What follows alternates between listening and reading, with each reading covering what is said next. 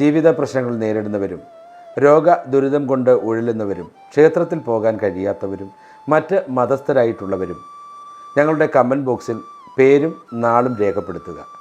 ഞങ്ങളുടെ പ്രാർത്ഥനാ വേളയിൽ ആ പേരും നാളും ഉൾപ്പെടുത്തി പ്രാർത്ഥിക്കുന്നതാണ്. പേരും നാളും മാത്രം കമൻറ്റ് ബോക്സിൽ രേഖപ്പെടുത്തിയാൽ മതിയാകും. പ്രശ്നങ്ങൾ രേഖപ്പെടുത്തേണ്ടതില്ല. കാരണം പൂജയ്ക്ക് ഇത് എടുക്കുന്ന സമയത്ത് നിങ്ങൾ പ്രശ്നങ്ങൾ രേഖപ്പെടുത്തിയാൽ കാലതാമസമുണ്ടാകും. നിങ്ങളുടെ പേരും നാളും കണ്ടുപിടിക്കുന്നതിനുള്ള കാലതാമസം അത് മറ്റുള്ള നാളുകാരുടെ പേരും നാളും എടുക്കുന്നതിനുള്ള കാലതാമസം കൂടിയാകും. അതുകൊണ്ട് നിങ്ങളുടെ പേരും നക്ഷത്രവും മാത്രം രേഖപ്പെടുത്തിയാൽ മതിയാകും. അതുപോലെ തന്നെ ജാതക പരിശോധന ആവശ്യമുള്ളവർ സ്ക്രീനിൽ കാണുന്ന വാട്സാപ്പ് നമ്പറിലേക്ക് മെസ്സേജ് അയയ്ക്കുക.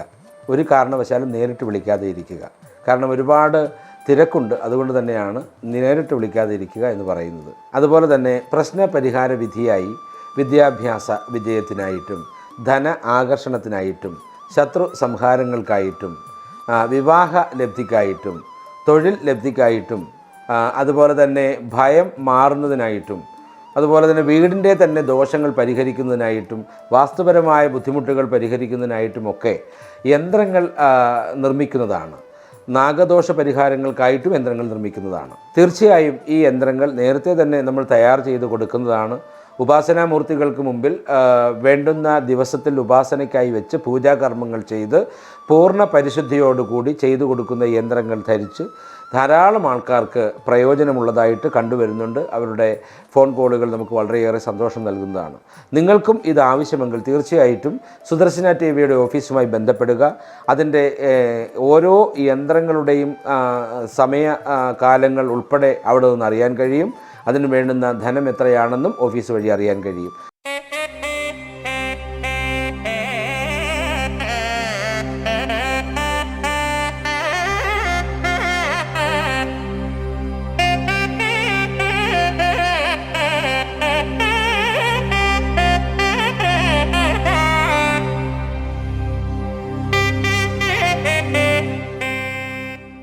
നമസ്കാരം. സുദർശന ടി വി ചാനലിലേക്ക് സ്വാഗതം. ഓം ഗജാനനം ഭൂതഗണാതിസേവിതം കവിത്തജംബുഫലസാരഭക്ഷിതം ഉമാസുതം ജവവിനാശകാരണം നമാമി വിഘ്നേശ്വരപാദപങ്കജം. ഹരി ഓം ഹരി ഓം മഹേശ്വരായ ഓം പാർവദേവി ഭഗവതി ഓം സ്കന്ദായ നമോ നമഃ. സുദർശന ടി വി ചാനലിലേക്ക് ഒരിക്കൽ കൂടി സ്വാഗതം. ഒരു വലിയ ഭാഗ്യത്തെ അറിയിക്കുന്നതിനായിട്ടാണ് ഈ എപ്പിസോഡിൽ നമ്മൾ വന്നിരിക്കുന്നത്. ശനി ദശാകാലങ്ങളിൽ സ്വാഭാവികമായും സംഭവിക്കുന്നത് കഷ്ടനഷ്ടങ്ങളും ദുഃഖങ്ങളും ദുരിതങ്ങളുമാണ്.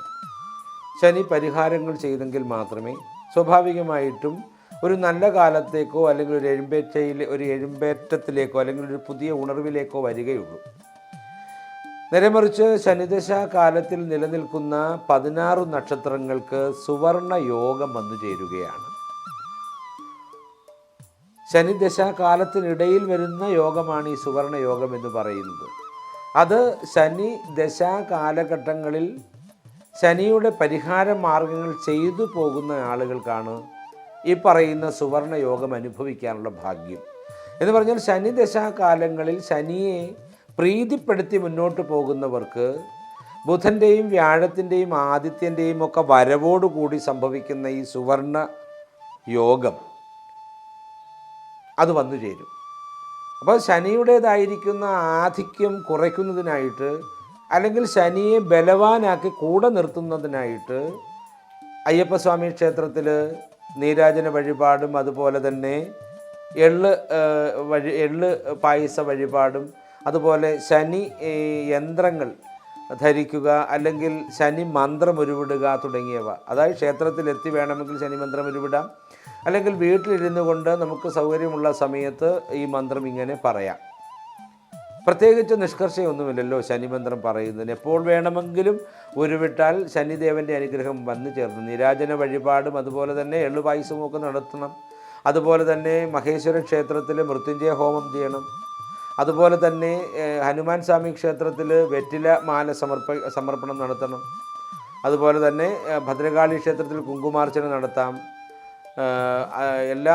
അതായത് ശനിദശ കാലങ്ങളിൽ നിന്ന് ആ ദശയുടേതായിരിക്കുന്ന ആധിക്യം കുറയ്ക്കുന്നതിനോ അല്ലെങ്കിൽ ശനിയുടേതായിരിക്കുന്ന അനുഗ്രഹം വന്നു ചേരുന്നതിനോ ഈ പരിഹാര മാർഗങ്ങൾ ചെയ്തുകൊണ്ടിരിക്കുന്ന വ്യക്തികളിലാണ് സ്വാഭാവികമായിട്ടും ഈ പറയുന്ന ഭാഗ്യം വരുന്നത്. എള്ളുകിഴി കത്തിക്കുക വീട്ടിൽ. എള്ളുകിഴി കത്തിക്കുന്നതിലൂടെ വളരെ ഭാഗ്യങ്ങളാണ് വന്നു ചേരുന്നത്. കാരണം കുറച്ച് എള്ള് വാങ്ങിക്കുക, എല്ലാ ദിവസവും രാവിലെയും വൈകിട്ടും 5 മണിക്കും 6 മണിക്കും ഇടയ്ക്കുള്ള സമയത്തൊരു 5 10 എള്ളെടുത്ത് ഒരു കുഞ്ഞു കിഴിയാക്കി മാറ്റി ഒന്ന് കെട്ടി ഒരു മൺചിരാത് വാങ്ങിച്ച് അതിലൽപ്പം പിന്നെ എള്ളെണ്ണ തന്നെ ഒഴിക്കണം. എള്ളെണ്ണ ഒഴിച്ച് അതിൽ മുക്കി എള്ളുതിരി കത്തിക്കുക. രാവിലെ 5നും 6നും ഇടയ്ക്ക് ചെയ്യണം. വൈകുന്നേരത്തിൽ സന്ധ്യാസമയത്ത് ചെയ്യുക.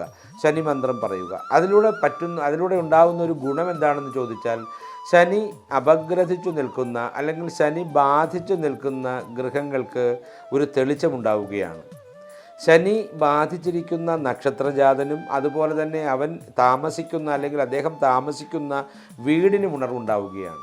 അതായത് വീട്ടിൽ പഠിക്കുന്ന കുട്ടികളുണ്ടെങ്കിൽ അവർ സ്വാഭാവികമായിട്ടും അത് ആ പഠിത്തത്തിൽ അല്പം പുറമോട്ട് പോയി നിൽക്കുകയാണെങ്കിൽ, അലസതയുണ്ടെങ്കിൽ, അല്ലെങ്കിൽ രോഗദുരിതങ്ങൾ പെട്ട് ഉഴലുന്നവരുണ്ടെങ്കിൽ അതൊക്കെ മാറിപ്പോകുന്ന ഒരു വലിയ കാഴ്ചയാണ് സ്വാഭാവികമായിട്ടും ഈ എള്ളുകിഴി കത്തിക്കുന്നതിലൂടെ ഉണ്ടാകുന്നത്.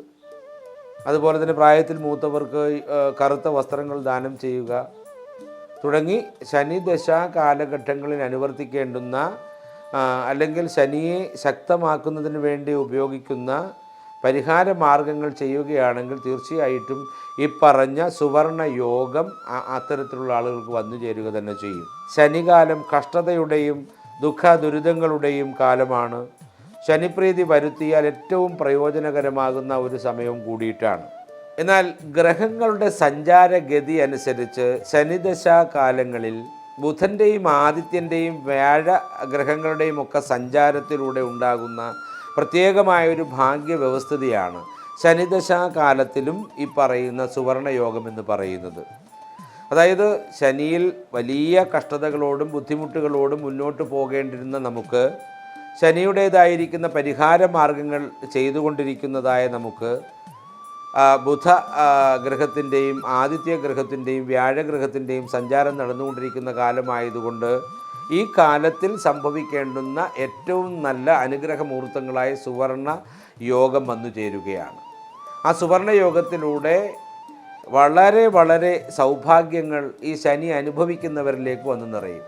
അതാണ് ഏറ്റവും വലിയൊരു സംഭവം എന്ന് തന്നെ പറയാം. ബുധനും ആദിത്യനും വ്യാഴവും ദിശാമാറ്റങ്ങൾ നടത്തി വന്നു ചേരുന്നതിൻ്റെ അടിസ്ഥാനത്തിൽ ധന, വസ്ത്ര, ആഭരണ, വസ്തു, വാഹന, ഗൃഹ, വിവാഹാദികൾ യോഗങ്ങളായി വന്നു ചേരുക തന്നെ ചെയ്യും. ധനം വരും, വസ്ത്രങ്ങൾ വരും, അതുപോലെ തന്നെ ആഭരണങ്ങൾ കൈവശം വരും, അതുപോലെ തന്നെ വാഹനങ്ങൾ, വീടുകൾ, അതുപോലെ വിവാഹങ്ങൾ എന്ന് പറഞ്ഞാൽ എന്തൊക്കെയാണോ തടസ്സങ്ങളായി നിന്നിട്ടുള്ളത് ആ തടസ്സങ്ങളെല്ലാം ഒഴിഞ്ഞ് വലിയ സമ്പത്തിന് അർഹരായിട്ട് നമ്മൾ മാറുന്ന മനോഹരമായിരിക്കുന്നൊരു യോഗമാണ് സുവർണ യോഗം എന്ന് പറയുന്നത്.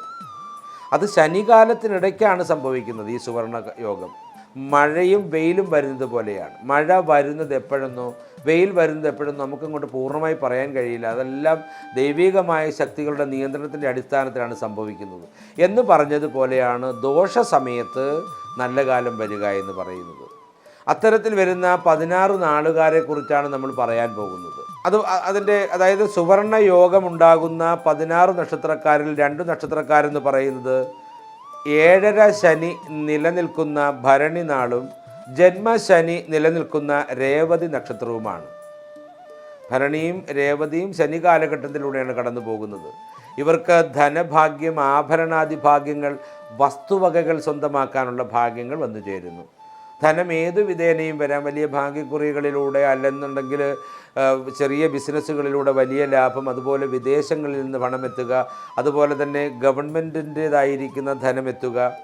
അതേത് വഴിയിലൂടെ നമുക്ക് പറയാൻ പറ്റത്തില്ല. തീർച്ചയായും ആ കൈകളിലേക്ക് ഇത് എത്തുക തന്നെ ചെയ്യുമെന്നുള്ളതാണ്. വസ്തുവകകൾ, അമ്മയുടെയും അച്ഛൻ്റെയും ഒക്കെ അധീനതയിലിരിക്കുന്ന വസ്തുവകൾ നമ്മുടെ സ്വന്തമാകുന്നു.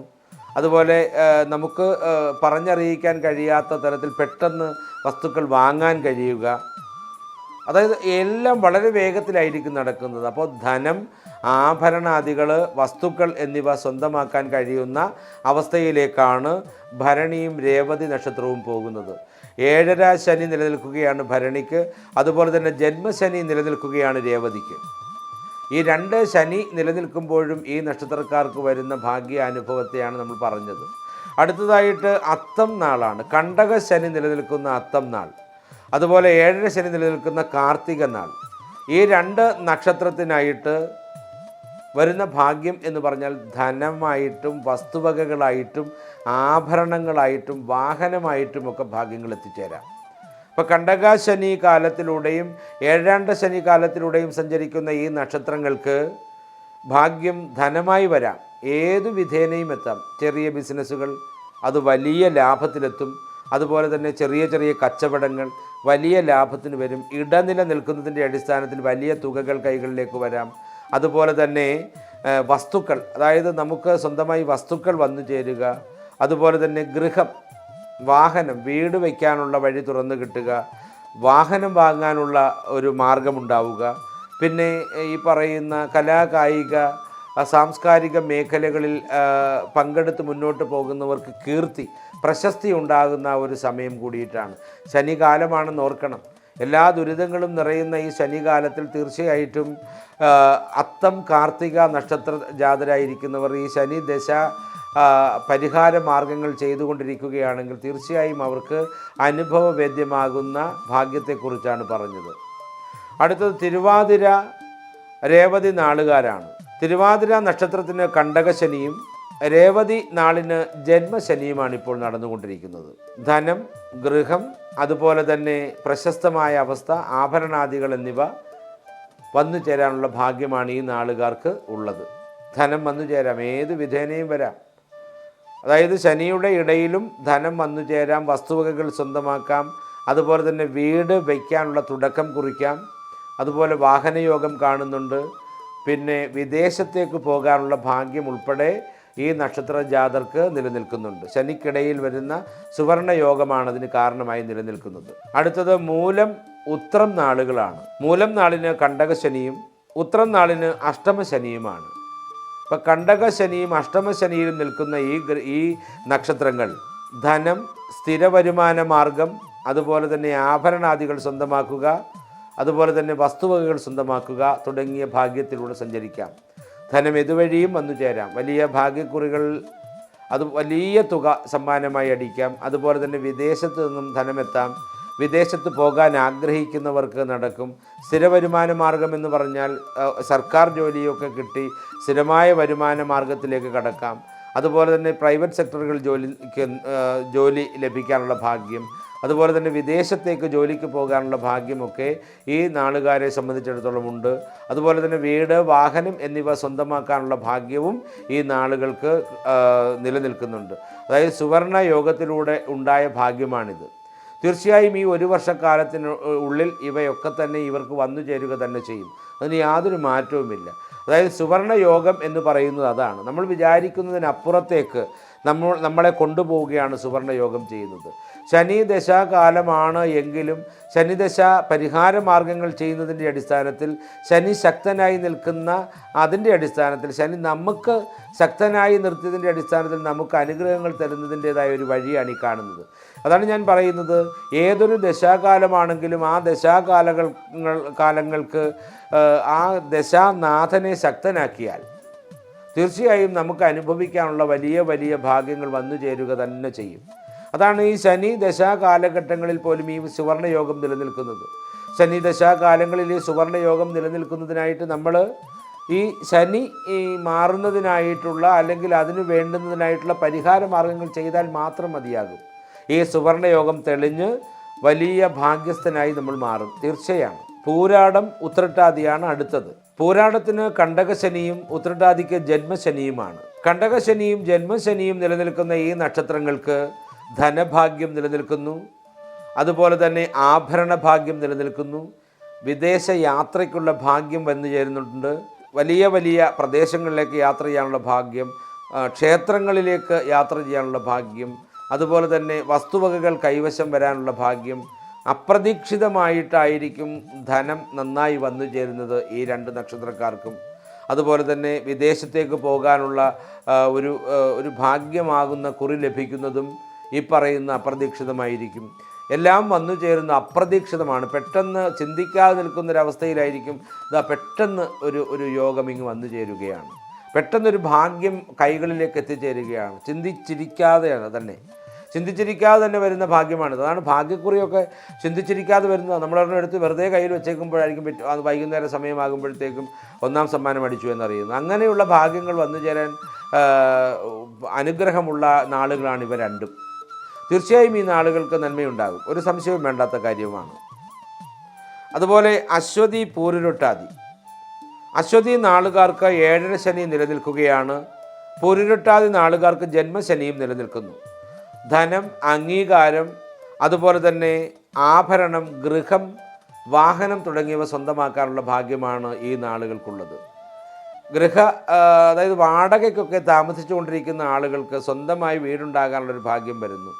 ധനം നന്നായിട്ട് കുമിഞ്ഞുകൂടാനുള്ളൊരു ഭാഗ്യം വരുന്നുണ്ട്. തീർച്ചയായിട്ടും ഏതൊക്കെ വിധേനയാണ് ധനം വരുന്നതെന്ന് പറയാൻ കഴിയുന്നില്ല. കുബേര രാജാവിൻ്റെ ശക്തമായ അനുഗ്രഹവും മഹാലക്ഷ്മി ദേവിയുടെ അനുഗ്രഹവും നിലനിൽക്കുന്നു. ശ്രീകൃഷ്ണൻ്റെ സമീപത്തിലേക്ക് എത്തുന്ന കുചേലനെ പോലെ ആ കുചേലനിൽ നിന്ന് കുബേരനാകുന്ന ഒരവസ്ഥയിലേക്ക് ഈ നക്ഷത്രക്കാരനെത്തും, സംശയം വേണ്ട കാര്യത്തിൽ. ശനി ദശാ കാലഘട്ടത്തിലാണ് ഈ വലിയ ഭാഗ്യം വരുന്നതെന്ന് ഓർക്കുക. ശനി ദശാകാലത്തിൽ വലിയ ഭാഗ്യം വന്നു ചേരുക എന്ന് പറയുന്നത്, അതാ ഞാൻ പറഞ്ഞത്, രാശികാലങ്ങളിൽ നിലനിൽക്കുന്ന ദോഷകാരകന്മാരെ ശരിക്കും പ്രീതിപ്പെടുത്തിയാൽ നമുക്ക് വന്നു ചേരുന്ന അനുഗ്രഹ മുഹൂർത്തങ്ങളെ പറഞ്ഞറിയിക്കാൻ കഴിയുന്നതിനപ്പുറത്താണ്. അടുത്ത നക്ഷത്ര വ്യവസ്ഥകൾ എന്ന് പറയുന്ന പൂരം, പുണർദം എന്നീ നക്ഷത്രങ്ങളാണ്. പൂരത്തിന് അഷ്ടമശനിയും പുണർദത്തിന് കണ്ടകശനിയുമാണ്. അഷ്ടമശനിയിലും കണ്ടകശനിയിലും സഞ്ചരിച്ചു കൊണ്ടിരിക്കുന്ന ഈ നക്ഷത്രങ്ങൾക്ക് ധനയോഗം വളരെ കൂടുതൽ കാണുന്നുണ്ട്. അതുപോലെ തന്നെ ആഭരണാദികൾ കൈവശം വയ്ക്കാൻ അല്ലെങ്കിൽ ലഭിക്കുവാനുള്ള ഭാഗ്യം കാണുന്നു. വസ്ത്രങ്ങൾ ലഭിക്കുവാനുള്ള ഭാഗ്യം കാണുന്നുണ്ട്. പ്രശംസകൾ ലഭിക്കുവാനുള്ള ഭാഗ്യം കാണുന്നുണ്ട്. ഗവൺമെൻറ് അല്ലെങ്കിൽ മറ്റേതെങ്കിലും തരത്തിൽ ഉദ്യോഗം ഭരിച്ചുകൊണ്ടിരിക്കുന്നയാളാണെങ്കിൽ അവർക്ക് മുകളിലുള്ള ഉദ്യോഗസ്ഥന്മാരിൽ നിന്നും വളരെ അനുകൂലമായ നടപടികളും വർത്തമാനങ്ങളും കേൾക്കാനിടയാകും. പ്രശംസയ്ക്ക് പാത്രീഭൂതമാവും. തീർച്ചയായും പുതിയ പുതിയ മേഖലകളിലേക്ക് ഉയർന്നു പോകാനുള്ള വഴി കണ്ടെത്തും. വിദ്യാർത്ഥികളാണെങ്കിൽ വലിയ അംഗീകാരത്തോടുകൂടി വിദ്യാഭ്യാസം മുന്നോട്ട് കൊണ്ടുപോകാൻ കഴിയും. സ്കോളർഷിപ്പോടു കൂടിയുള്ള പഠനത്തിനും അതുപോലെ തന്നെ പ്രശംസനീയമായിരിക്കുന്ന പഠനത്തിനുമൊക്കെ വഴി തെളിഞ്ഞു വരുന്ന സന്ദർഭമാണ് ഈ നക്ഷത്രക്കാരിൽ ഉണ്ടാകുന്നത്. അടുത്തത് അശ്വതി, മകം തുടങ്ങിയ നക്ഷത്രങ്ങളാണ്. അശ്വതിക്ക് 7.5 ശനിയും മകത്തിന് അഷ്ടമശനിയുമാണ്. അശ്വതിക്ക് 7.5 ശനിയും മകത്തിന് അഷ്ടമശനിയും.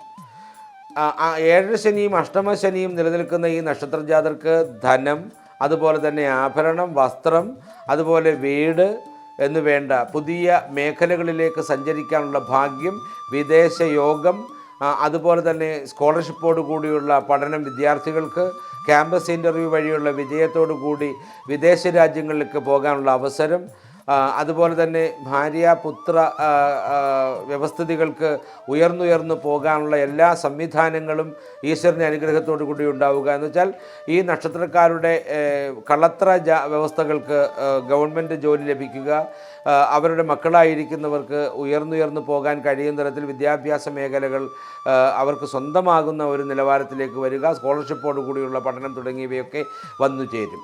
ശനിയുടെ അപഹാര കാലഘട്ടത്തിൽ അല്ലെങ്കിൽ ശനി രാശിയിൽ ബലമായി നിൽക്കുന്ന സമയത്താണ് ഈ ഗുണങ്ങളെല്ലാം വരുന്നത്. അതാ പറയുന്നത്, ദോഷകാരകന്മാരായിരിക്കുന്ന ഗ്രഹങ്ങളെ ശരിക്കും പൂജാകർമ്മങ്ങളിലൂടെയും വഴിപാടുകളിലൂടെയും സംപ്രീതരാക്കിയാൽ ലഭിക്കാത്തതായിട്ട് ഒന്നുമില്ല. ദോഷകാലങ്ങളിൽ വരുന്ന സൗഭാഗ്യങ്ങളാണ് നമ്മൾ പറഞ്ഞത്. ഈ സുവർണ യോഗത്തിൽ വന്നു ചേരാൻ കഴിയുന്ന എല്ലാ നക്ഷത്ര ജാതർക്കും എല്ലാ അനുഗ്രഹങ്ങളും ദൈവത്തിൽ നിന്നുണ്ടാവട്ടെ.